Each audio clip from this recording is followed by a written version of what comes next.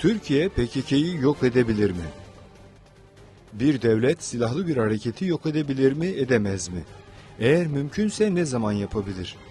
Olası bir askeri zaferi siyasi ve toplumsal bir zafere dönüştürebilir mi? Bu yazıda bu sorulara az çok cevap bulmaya çalışacağım ve sonuçların faydalı olacağını umuyorum. Biz, Güney Kürdistan'da bu soruların cevaplarının çoğunlukla olumsuz olduğunu deneyimledik. 1980'lerin sonlarında Irak'ın Saddam liderliğindeki Baas rejimi, Orta Doğu'daki en güçlü askeri orduya sahipti.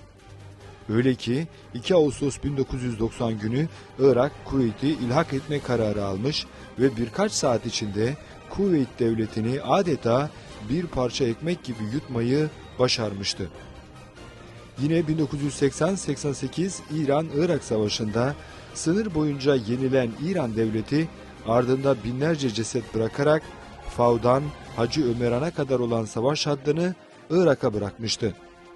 Lakin sözde zaferin bir sonucu olarak Irak'ta rejim daha faşist bir hale bürünmüştü. Buna rağmen Iraklı Arap Sünni milliyetçiliği zaferleriyle kendilerini halkın kalbine yerleştiremedi. Barzan'dan Germiyan ve Halepçe'ye kadar her yeri kimyasal silahlarla bombaladılar. Bir sabah belki de dünyanın en trajik sahnelerinden birine tanık olarak uyandık. Yüzlerce Kürt çocuğu hastane kapısında içeri girmeyi beklerken bazı askeri de üniformalarıyla hastane kapısında duruyordu. Irak devletinin kullandığı kimyasal silahlarla yaralanan insanlar içeri alınmadan önce askerlerin başında durduğu bir formu imzalamak zorundaydı. Formda ise şunlar yazıyordu: İran ordusunun beni kimyasal silahlarla bombaladığına tanıklık ederim. Irak devletinin insanlıktan nasibini almamış bu pervasız tavırları karşısında dünyanın batısı sessizdi. Zira Irak, Batılıların dilediği gibi İran'ı zayıflatmıştı. Ve daha da kötüsü, Irak batıdan aldığı kimyasal silahlarla Kürtleri bombalamıştı. Haliyle dünya olup biten karşısında sağır ve dilsiz bir pozisyon aldı. Sonuç olarak 5.000 Kürt köyü yok edildi, 182.000 Kürt Güney çöllerinde diri ya da ölü olarak gömüldü. Nüfusları 200.000 civarında olan muhafazakar Kürt aşiretlerine silah ve para verilerek korucu haline getirildiler. Peşmergelerin vizyonu ve yaratıcı liderliği olmadığı için Irak devletiyle mücadele ederken yalnızca İran gibi bir devlete güvendiler. Öte yandan Irak devleti Washington ve Cenevre gibi uluslararası siyaset açısından kritik noktalarda Kürt partilerinin terörist yapılanmalar olduğunu kabul ettirebilmiş ve böylelikle Kürtlerin diplomatik faaliyetlerde bulunabilmelerini engellemiştir. Nihayetinde tüm peşmergeler silahlarını bırakıp Irak'a teslim oldu. Bir kısmı Avrupa ve Kanada'ya gitti. Barzani ailesi İran'ın Karaj bölgesine yerleşirken Talabani gidip Şam'daki evinde oturdu. Bir zamanlar Irak-İran sınırında on binlerce peşmerge varken bu sayı 200'e kadar düştü. Baas hükümeti Kürt soykırımının ardından Şii şehirlerine girmeye başladı ve Şiilerin Bağdat merkezli Sünni milliyetçi rejime biat etmelerini istedi. Böylelikle Şiilere yönelik büyük bir baskı politikası uygulamaya koyuldu. 1991'de Şiilerin hem toplumsal ve hem de dini lideri olan Muhammed el-Sadr, şu anki Muqtada el-Sadr'ın babası, Baasçı bir bakanla yaşadığı hararetli tartışmanın ardından suikaste uğradı ve ciddi bir şekilde yaralandı. Saçında tek bir siyah kalmayan Sadr, ambulansla hastaneye götürülürken Irak istihbaratı devreye girdi ve Sadr'ı sağlık çalışanlarının elinden alarak öldürdüler. Bundan sonraki süreçte ise Baasçılar daha kibirli oldular ve birbirlerini temizleyerek kendi aralarında terör estirdiler. Öte yandan Irak devleti hem Kürtlere karşı hem de Şiilere karşı yürüttüğü savaşlardan dolayı bankalara borçlanmıştı. borçlarını ödemek için Arap Birliği'ne yanaştı, Arapların liderliğine soyunmak istedi. Suudi Arabistan, Kuveyt ve diğer Arap ülkeleri ise Saddam'a biat etmek ve ona daha fazla para ödemek istemedi.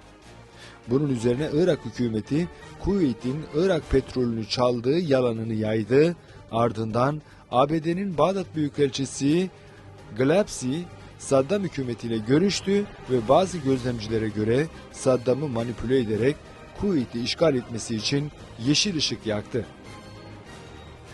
Irak, Kuveyt'i ilhak etmesinin bedeli olarak Batılı ve Orta Doğulu 30 devletin bir araya gelerek oluşturduğu uluslararası koalisyon tarafından Çöl Fırtınası adlı operasyonla yenilgiye uğratıldı. Bu operasyon vesilesiyle uluslararası koalisyonun içindeki ülkeler geliştirmiş oldukları yeni silahları Irak'ta test ettiler. Binlerce Irak askerinin öldürüldüğü bu operasyonla Irak aşağılayıcı bir şekilde Kuveyt'ten kovuldu. Bu arada sınırda kalan sadece 200 peşmerge ile tüm korucular Güney Kürdistan'ı Zahu'dan Hamrin Dağı'na kadar Saddam'dan kurtardı. Peşmerge'nin henüz şehre ulaşmadığını hatırlıyorum. Halk ve korucular Erbil, Süleymaniye, Doğuk gibi büyük şehirlerin tamamını kontrol altına almıştı. Mesut Barzani İran'dan Hacı Ömer Han'a döndüğünde onu koruyacak kimse yoktu. Çünkü yanında sadece 5 kişi ve 2 de eski arabası vardı. Ama sonra Peşmerge ve Mesut Barzani'nin nereden nereye geldiğini gördünüz.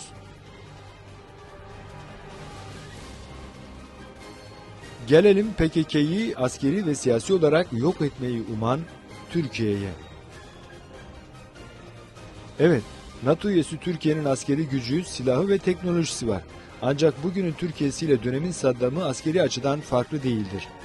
Turgut Özal'ın 1. Körfez Savaşı'ndan önce Saddam'dan nasıl korktuğunu o günlere şahit olanlar ve yaşça büyük insanlar bilir. Türkiye'nin mevcut sosyal, ekonomik, askeri, siyasi ve diplomatik durumu Saddam Hüseyin'in kudretli günlerine çok benziyor. Ancak tüm eksikliklere ve çeşitli baskılara rağmen PKK'nin durumu Irak-İran Savaşı'nın sona ermesinden sonra Güney Kürdistan peşmergelerinin 1988'deki durumu gibi değildir. 1988'de Irak ve İran savaşamayacak kadar yorgundu ve savaşmayı bıraktılar. Her iki devletin de üzerinde anlaştığı bir nokta, kendilerine düşman olan silahlı örgütlere yardım etmemeleri üzerineydi. Bu savaştan sonra Kürtlere yönelen Saddam rejimi peşmergelerin iradesini kırdı. Halbuki onlar gerilla savaşıyla gerçekten direnebilirlerdi. Çoğu Irak'a teslim oldu ve bazıları Avrupa'ya gitti. PKK ise bu konuda farklıdır. Türkiye bölge devletleriyle anlaşmak yerine giderek Irak, Suriye ve İran'ı kendisine düşman yapıyor. Peşmerge eğitimsiz ve disiplinsiz bir yapıydı. Ama PKK farklı bir yapı. Peşmerge'nin o zamanlar tüm partiler dahil 10.000 savaşçısı yoktu. Tüm Kürdistan parçalarındaki gücünü sayarsak PKK'nin 100.000 savaşçısı var. Saddam, Peşmerge'yi 3 gün içinde Irak topraklarından Hacı Ömer Han ve Zele'ye sürdü. Ve İran sınırını kontrol edebildi. Ama Türkiye, Metina gibi küçük bir dağı 3 aydır tam olarak kontrol edemiyor. Ayrıca Bağdat hükümeti, Irak'ın kuzeyindeki sınırların kontrolünü asla yeniden kazanamayacak.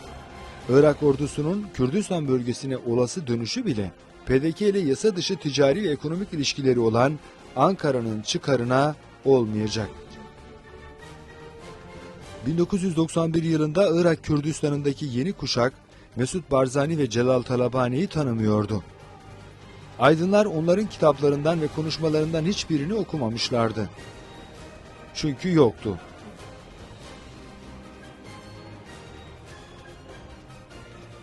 ABD Saddam'ı devirdiği zaman hazır bir sofranın üstüne gideceklerine inanıyorlardı ve öyle de oldu.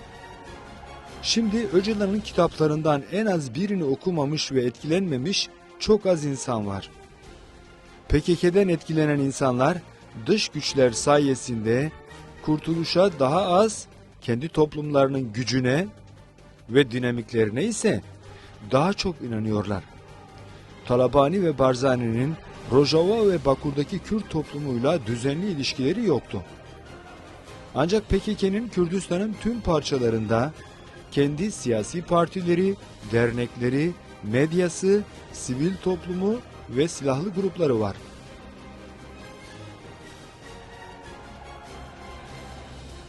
Farslar ve Araplar, kibirli, açgözlü ve yağmacı bir Türkiye'nin PKK'yı tamamen yok etmesine ve onun yerine Sünni caşları ve El-Kaide yapılanmalarını Irak sınırına yerleştirmesine izin verirler mi? Türkiye, Araplar arasında artık Müslüman kardeşler gibi radikallere bel bağlamayacak ulusal bir yeni milliyetçiliğin doğduğunu bilmiyor mu? Arapların ve İsraillilerin düşmanları İran'la birlikte neden Türkiye'nin Suriye'deki hareketine karşı olduklarını sormuyor musunuz? PKK'nın askeri olarak yok edileceğine inanmıyorum. Fakat Türkiye uzun bir savaş sonucunda gerillaları zayıflatıp Kürdistan'dan uzaklaştırsa bile siyasi hedeflerine ulaşamaz. Milyonlarca Kürdü öldüremezsiniz. Ve Kürtlerin silahları olsun ya da olmasın, yurt içinde veya yurt dışında davalarından vazgeçmeyeceklerdir. Dolayısıyla acı çeken Türk toplumu ve mazlum Kürt halkıdır. Bu durumdan sadece kendisini sahte milliyetçiliğe bağlamış devlet içindeki mafyalar bir süre kâr edebilir. Ama Saddam gibi teker teker asılabilirler. Ve insanlar onların saraylarını yağmalayabilirler. Yeni Türk milliyetçiliği bazı kesimler tarafından tırnak içinde aptal bir milliyetçilik olarak tanımlanıyor. Siyah ve yeşil tonların sentezinden oluşan bu milliyetçilikle nasıl başa çıkılacağını bilmiyorum. Bu amaçla onlarla başa çıkmak için tırnak içinde aptalca bir teoriye ihtiyacımız var. Ancak böyle bir teori dünyada yok. Dolayısıyla bunlarla uğraşmaya gerek yok. Gördüğüm sonuç sadece şu: Türkler ve Türkiye'yi sevenler PKK'yı ve Kürtleri yok etme adı altında Türkiye'yi Suriyelileştiriyor. Suriyelileşen bir Türkiye'de YPG ve YPJ'lerin ortaya çıkacağını da hatırlatmak isterim.